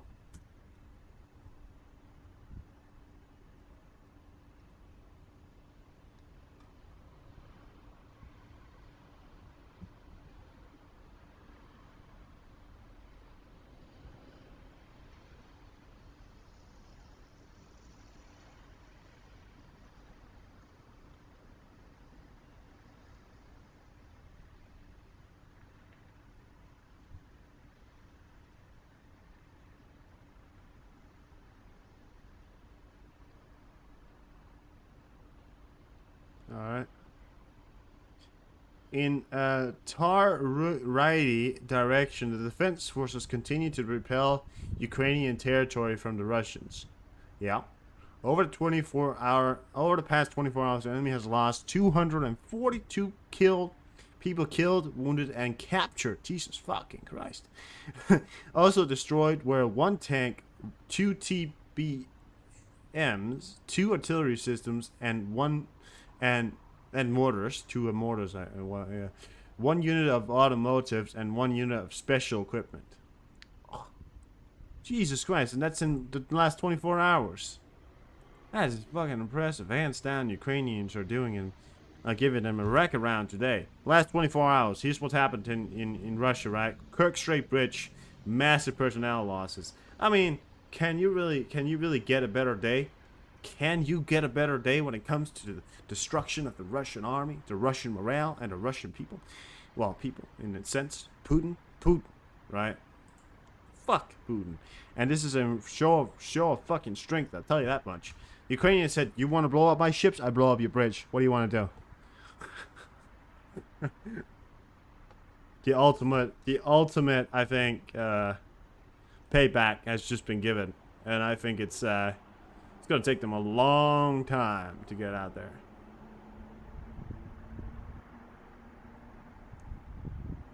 Niger, we will not hold talks with ECOWAS to return Bassam to power.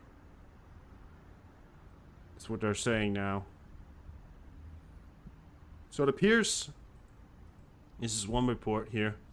Now, it will be interesting to see if Niger junta wants to actually hold peace talks, or if they are pretty much set on destroying themselves. Now, if they do decide to destroy themselves, fucking, that's, yeah. That sucks, really. I mean, that sucks. That's gonna hurt the tummy, isn't it?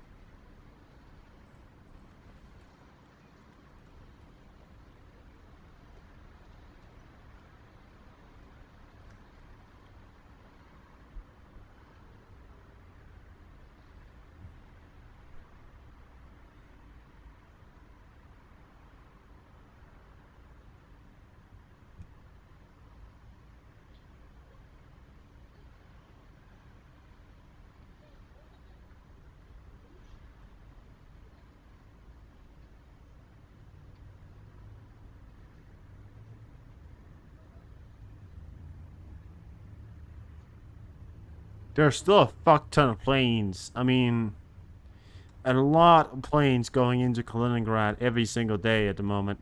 I mean, for an international, airport that only goes between Russia and Belarus, and maybe some, Middle Eastern countries, it's a lot of fucking flights. It's almost one every fucking half an hour or 10 minutes. Sometimes they're like 15 minutes apart. Sometimes they're half an hour apart. Sometimes 10 minutes apart. Look at this one, for example, a few hours apart. Look at that, a few hours, and then it just steamrolls through. I mean, that one's 5 minutes next to each other. 20 minutes, 5 minutes, 20 minutes, 5 minutes. Well, yeah, you get the gist. The gist. Yeah, I'm monitoring the factor of the Russians continuing to fly into Kaliningrad with all kinds of troop. Well, I don't know if it's troop transport. Some people said that it might have been troops transporting, but we still don't know. I mean, the flights going into Kaliningrad continuously is a concerning threat, right? Maybe or maybe not. Maybe it's just people flying back and forth. You never know, right? Welcome back, would you?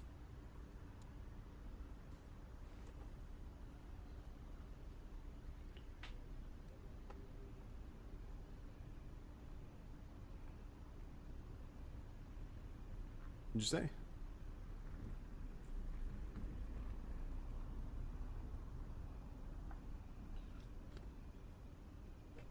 Can't wait for bridge pics. Oh yeah.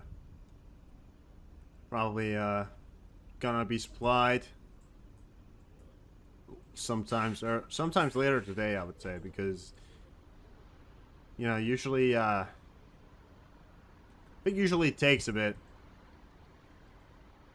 because the road is closed at the moment, and if there are still threats of attack,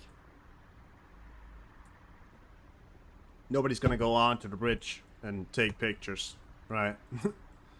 I have to get this picture. What are you gonna need a picture for? I just have to get this picture. I'll be right back, guys. No, I just have to get it. Well, there's still rockets falling from the sky. But I have to get it, guys. I have to get this picture. You don't understand. I have to get the picture. If I don't get the picture, I don't get anything. You understand? Guys, it's my job. It's my job to take a picture. Guys, get out the way. I will take a picture. I must take a picture of this. It is. I mean, listen, guys. I'm about to go to Ukraine myself. Check out that fucking thing myself. I will do it. I will fucking do it. I will check out.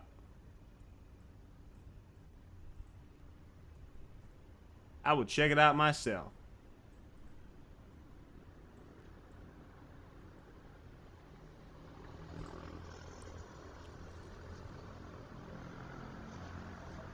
Just gonna go to a bunch of Russians standing on the bridge, going, fucking losers. They'll probably kill me, but it's worth it. Fucking worth it. How you doing, Patty?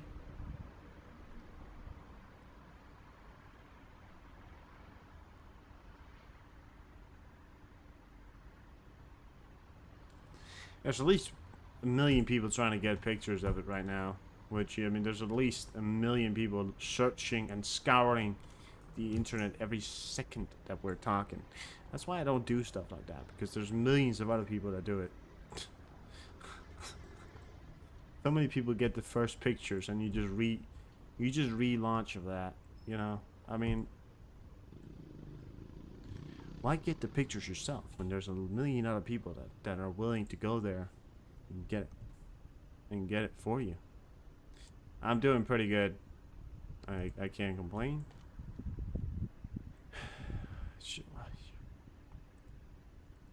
I'm a little bit wet at the moment, and because it was raining, and I was like, oh fuck, I had to go out, and now I'm just sitting here. Kind of when your clothes is kind of wet, but you don't bother changing it. I went for a run, so it's also kind of sweaty. So, yeah.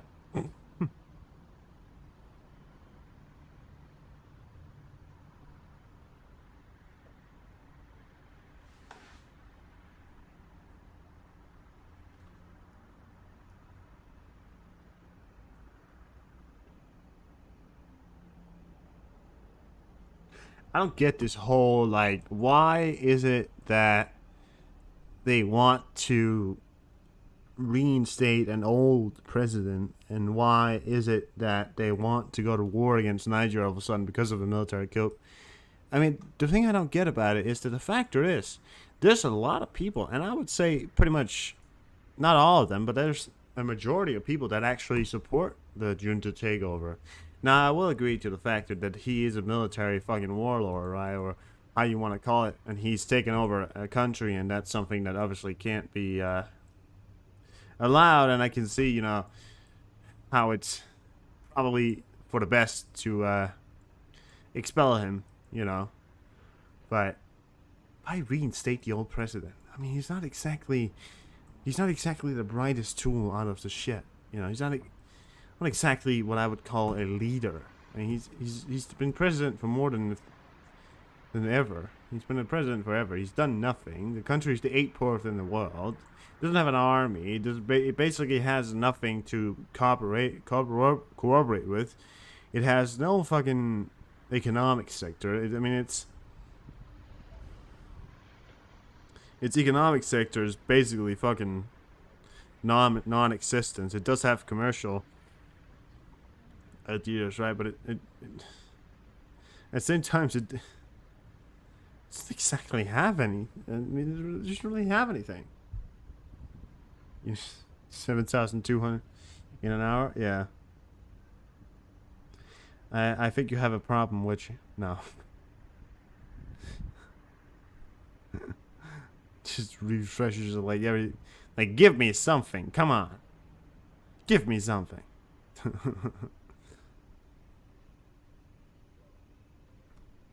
Give me something.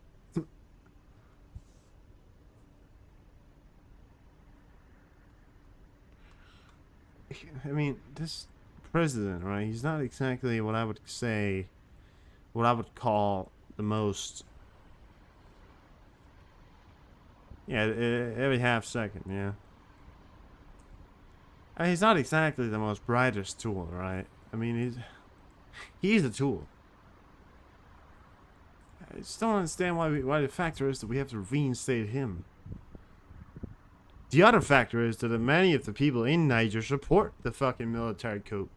So I will, you know, I don't want to exactly do business with a warlord, but if he hasn't done any serious killing, and in the factor if we can get some kind of diplomatic talks going, and we could perhaps see a more prosperous Niger, I mean, I'd be willing to let it happen, right? I mean, I'd be willing. Although I will say he is a Russian supporter, right? But you got to give the man credit for trying to find the only friends that he can at the moment, and he's trying to do something. You know, it's a hard line, right? Because in reality, we obviously have to expel a warlord. I just don't exactly get why reinstate an old guy. That's the only thing I don't get. I was thinking why we have to reinstate the old guy, you know. The Niger people support it. I think if you have a population that, not out of fear but out of support, supports a uprising because they are suffering, maybe going for diplomatic talks, taking this slow, which, by the way, they are. ECOWAS is actually realizing this and now going in for diplomatic talks. Now, although junta does not exactly want these talks here, and they are also, you know, trying to expel France, because France is France, and they're trying to do all their stuff inside the country. I mean, France is still somewhat trying to hold on to their old colonial rule, which, you know, I think, you know, a lot of Nigerians are also kind of tired of, because France also controls a lot of the money down there, which also has led to a lot of the economic downturn. So really, France, you know, and other the people, and junta also wanting to kick out France and saying that this is our country, you know. Not that I support the factor, and I think France really needs to fucking wake up and realize the factor that there's no fucking colonial rule anymore. I mean, there's no such thing as keeping a force in Niger. Then why are they keeping military forces in Niger to start with? There's nothing going on there. There's nothing, Niger doesn't have a coastline. There's no strategic value of keeping a French battalion inside Niger, other than putting them in risk, So it really does not make a lot of sense to put French forces inside Niger or even support it, because they're not in control anymore. France is France. France is France, right? And they trying to be somewhat assholes when they can. But, this whole old colonial rule shit doesn't make any sense. Try and support, you have to let Africa do their African things. Because if the European Union and everybody keep getting involved every single time, we have to get involved if the things turn very bloody and there's killing of civilians. Sure, that's when we are sending in the peacekeeping forces. But if it's a traditional war, and when I say traditional war, wars happen and they get killed. But I think in reality, we have to let them fight this out. Because we can't continue to go in ourselves and go, this is our fight. Because it's not. Sending people down there to die for a war that has nothing to do with us. We don't control Africa anymore. So why would we send forces down to a war that's between between an organization and a country? Now, by the way, ECOWAS, I'll be honest, they have had a lot of support in setting up ECOWAS, and it's a very somewhat successful military organization. But at the same time, I think ECOWAS has this handled. The amount of forces that they are able to build up alongside Ivory Coast, who is now supporting this, the amount of forces that they could be able to build up, and the amount of equipment that they are able to build up now, means that we're going to see, I believe, a swift end to this war. The only problem is, and I talked about this before, the whole insurgent thing, right? If they're doing insurgency wars obviously being the most, being one of the hardest wars of all time, because it just never ends, right? And the people who support the old rule continues to support the old rule,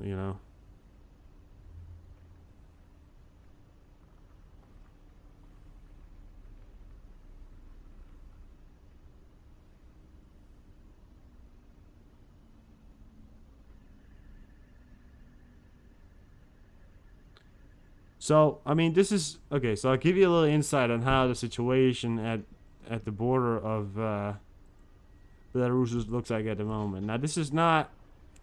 Now, this might be a little bit of a viewer discretion kind of thing. I will say this is somewhat of a sad video. I mean, this is, what they say an illegal migrant, or at least a migrant in itself, right? Putting down, this is barbed wire right here, and this is why they're putting down stuff over this barbed wire so they can go over it.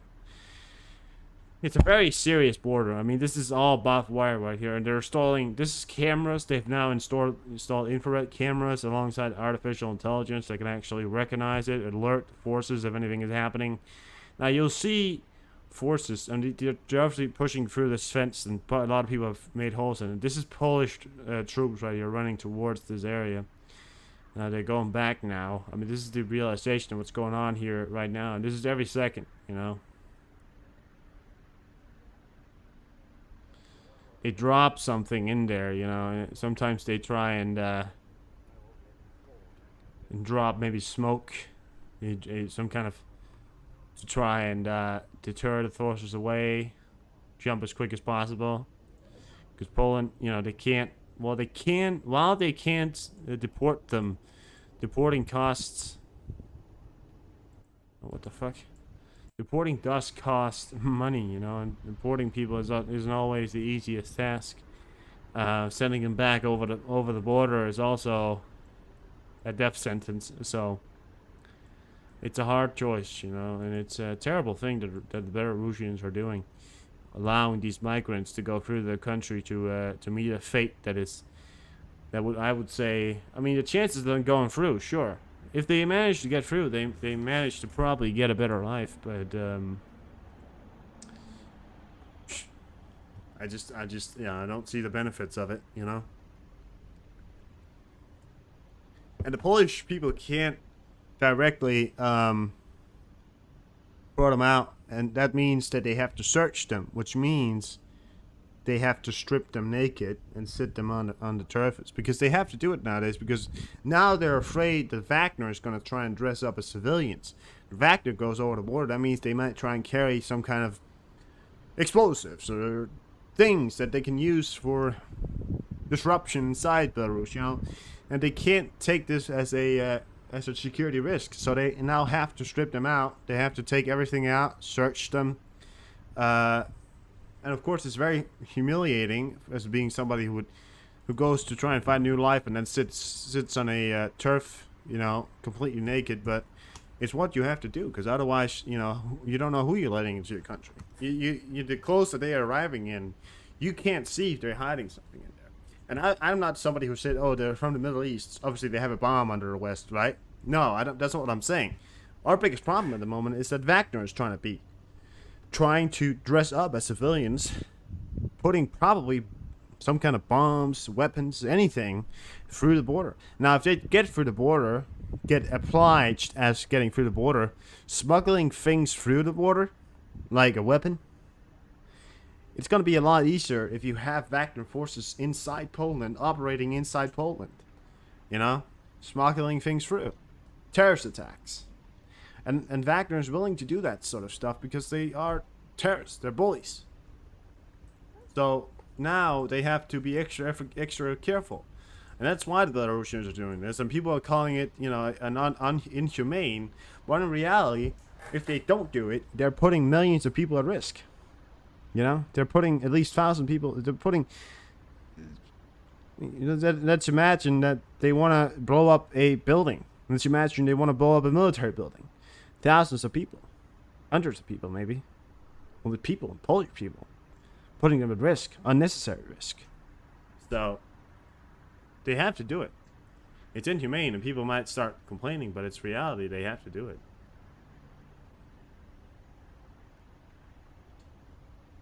In Romania, so this one flash right here.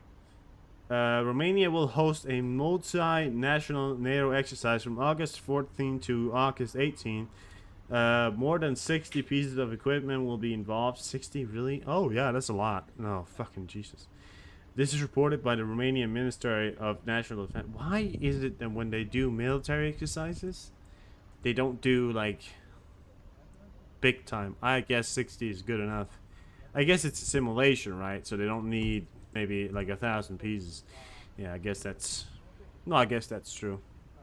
Like, sometimes they double down on those numbers. Yeah. But I guess if they're simulating it, they've got multiple squats going through. I guess that's why 60 doesn't need to be more than that. But, okay, well, thank you, Witch. Yeah, that's something we'll have to keep an eye on. Military exercises, of course, that's not uncommon. It happens. Now, here's another tweet that I saw earlier, right? This whole thing about Wagner bases in Belarus is expanding, not disintegrating, not moving away. No, expanding. There's not less of them. They're not moving out. There's more than more. This is a Wagner base, close.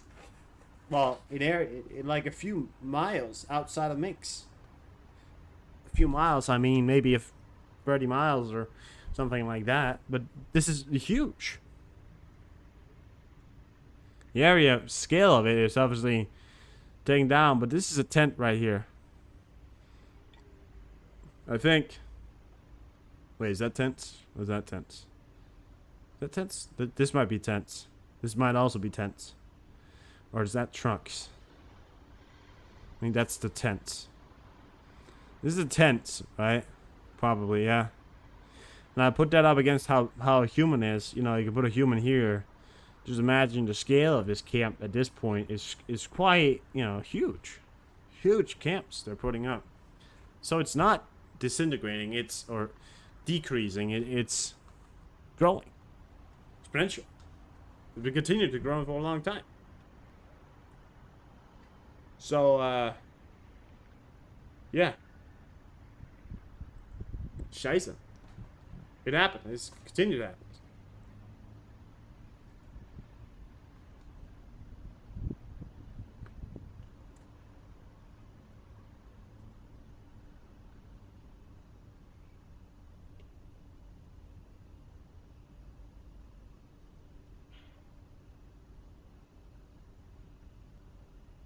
Welcome back, Ocean.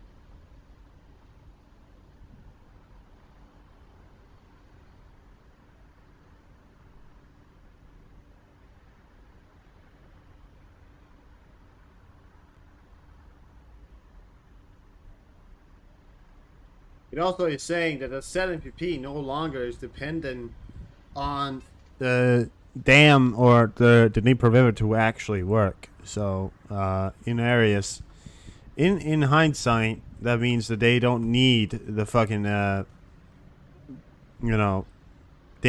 or the Dnieper River to run the thing, which is good. You know, it's actually good. It's actually quite good, I would say. It's it means that the plant, well, at least cooling wise, it won't be because of the cooling that it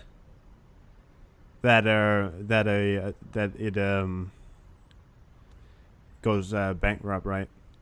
Sorry, not bankrupt. That it goes what was it? Bang up or something like that. I don't know.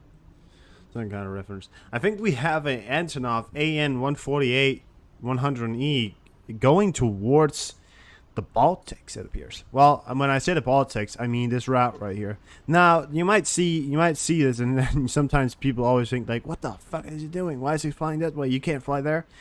Well, it's because the Russian does have access to fly in between this line right here in the Baltics and into Kaliningrad. So this is what I think this one is going to be doing now. 10 minutes to midnight in Ukraine? Yeah. What's up? Something happening at midnight? Look at this one, guys. I think it's not dropping in altitude. It's at 32,000 feet. And it is going over St. Petersburg. And there's no other airports in the area or vicinity here other than when you get to down towards Kaliningrad, right? And if it wanted to land at this airport over here, it would have had to, drastically gone down by now, which is not doing. It's not going to land. It's not going to be landing now, obviously. So it's going over, and I think it's going to hit for the sea route here, and then probably head down towards Kaliningrad. Just want to remind you that they are allowed to do that, and if you do see it, don't panic. This is a personnel carrier, by the way. This is also another thing. This is a personnel carrier. Just want to point that out.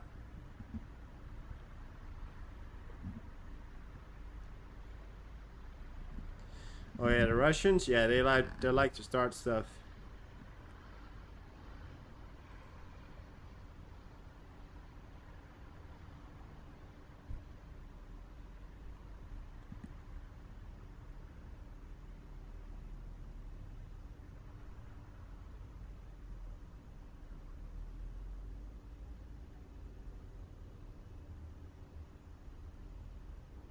Are you doing it, buddy? Are you doing it?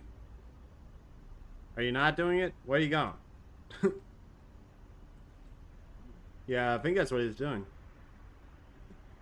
Keep an eye on it.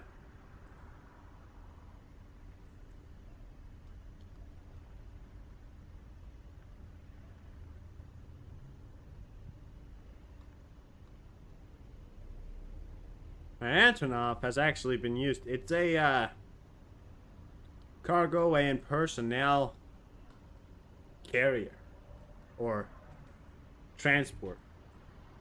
When we say personnel, usually it's troops or someone else. I don't know.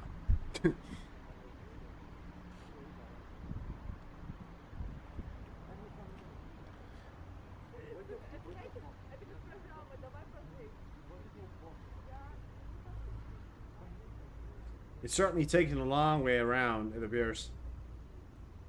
It's not heading to... Yeah, okay. Fair enough.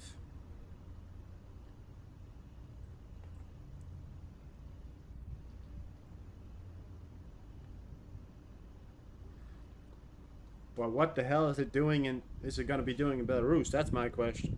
Right. Are they building up forces in Belarus? Are they doing something stupid there? Because if they're starting to build up forces in Kaliningrad, oh boy. The only problem with taking Kaliningrad and then going for Kaliningrad, right, would mean going for a place that's owned by Russia. And that has been a hard line for many of the European countries. For some fucking inexplicable reason, we don't want to invade Russian territory, even though it's invading our territory. What the fuck does that mean? What the fuck does that mean? You don't want to invade a territory of a country that's invading you? What the fuck does that even mean?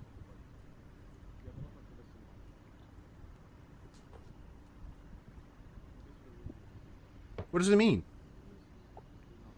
What do you don't want to go to war? Like the fucking French. Like the fucking French. Right? During World War II. Called the phony wars. Nobody was really doing anything. Nobody did anything. The French then launched a small invasion into the into Germany. Got okay. It went a little bit, and then because they didn't want, anymore, they just went home. Invaded a small part of Germany and then went home because they didn't feel like it. What? And then the Germans, and then the French before that and after that said, we're afraid to invade the Germans because we're afraid to get killed by artillery. So you're afraid to be killed. Of course you're afraid to be killed, but you're afraid to invade the country that's going to be invading you. Because you didn't know that they were going to be invading at that point, but same principle, right? I mean, I'm just saying. Like, it's fucking... Sometimes,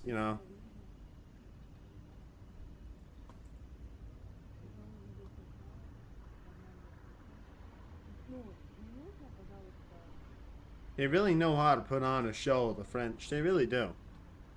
They really know how to give people a... World War One, they held out. Let's not give the French.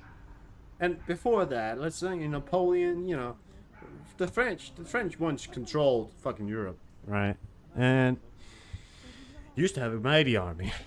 And things went downhill from there. I mean, in World War One, they held out. And we'll never not be grateful for that. World War II they didn't, but let's be honest, most of everybody didn't hold out against the Germans. So, but I feel like this is this French region. I mean, I'm sorry if you're from France. It's obviously not your fault that happened. It's obviously not your fault. Now that Russian plane is actually now officially in the Baltics, heading out towards the sea, Gulf of Finland. It's in the Gulf of Finland right now. Probably the Russians probably like to call it the Gulf of... the Russians probably like to call it the Gulf of Russia. But it's called the Gulf of Finland. It is... we get run a proof? Want some proof? There it is. Now, that's interesting, actually. There's only one place that this plane could go to. Now, it's not an attack plane, so it doesn't have any bombs. So don't worry about that. All it does have is the ability to transport, right? And there's only one place it can go from now on, which is Kaliningrad. So I have no doubt in my mind. I'm almost 900% sure that it's going to go for Kaliningrad if it's out there. So wonder what that means, right?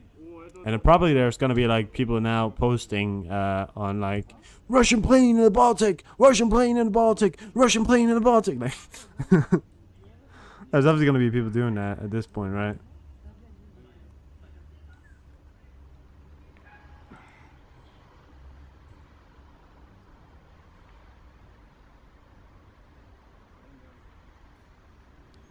Where you going, little buddy? Where you going?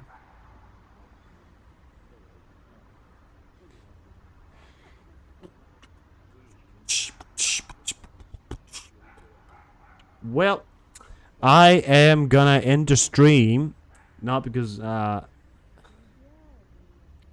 anything. I'm gonna end the stream.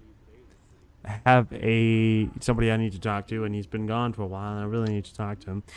He's one of my great friends, so I'll have to do that. And I'll return later, set up the stream for you so you can watch it overnight, and then that's probably gonna be.